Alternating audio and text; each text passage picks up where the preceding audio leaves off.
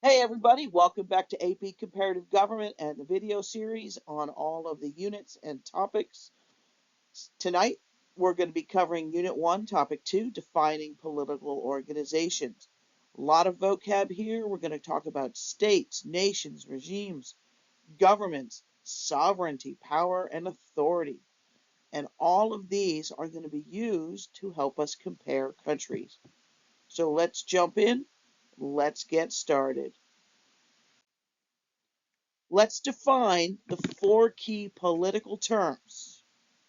The first is the state, the political institutions that exercise power over a defined territory. Example, the UK has a state that provides security, enforces laws, collects taxes. The second, nation, a group of people with shared identity, whether it be cultural, ethnic, historical. The example, the Kurds. They're a nation, but they're not a state. There is no Kurdistan in the world. Next is regime.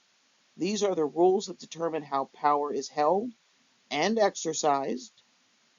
And regimes can be democratic or authoritarian. Regimes last longer than governments.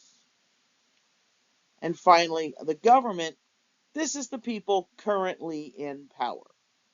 Governments come and go more frequently than regimes and states.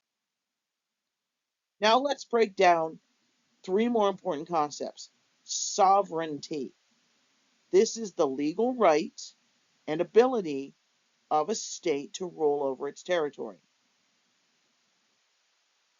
Example, China claims sovereignty over Taiwan, but that's disputed internationally. Is the second word.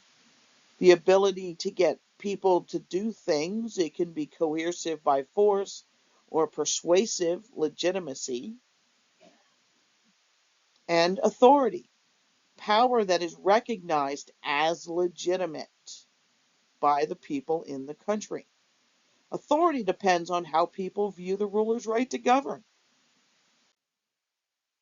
Some examples, the UK's Prime Minister gains authority through democratic elections. Iran's leaders claimed authority based on religious principles after a revolution. The Kurds would like to have a sovereign state of their own so that they could be legitimate and rule. And then we have Taiwan, who claims to be an independent nation, but few countries agree that they are actually independent and separate from China. And you need to understand that these organizations aren't static, they change over time. Governments change frequently, whether it be through democratic elections or a military coup. Now, regimes change less often. They generally change with a revolution or a constitutional shift, like writing a whole new constitution and implementing a whole brand new government. States can weaken and fail or collapse, as the Soviet Union did in the 1990s. A really good example of this is Mexico. Used to be one party rule. I think the one party ruled for 70 years. And they have now moved into a democratic regime where they have elections and parties can change and win. Nigeria has struggled to consolidate state power across regions.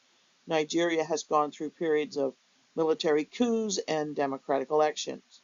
So understanding these changes once again helps us compare how countries evolve politically. So to recap, a lot of words in this video: the state, institutions with sovereignty; a nation, a people with shared identity, not necessarily the same thing; regime is the system of rules and the power structure; the government is the current people in charge; sovereignty is full control over your territory; Authority is legitimate power as recognized by your citizens or outside forces. And all of these concepts are the building blocks of comparative politics. You are going to use them all year long. Next up, we're going to be looking at democratic and authoritarian regimes in topic 3. Thanks for watching. Please like and subscribe to future videos.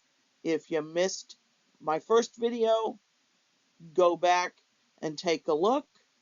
And you can check out all my content on Teachers Pay Teachers or buy me a coffee on Patreon. Have a great day.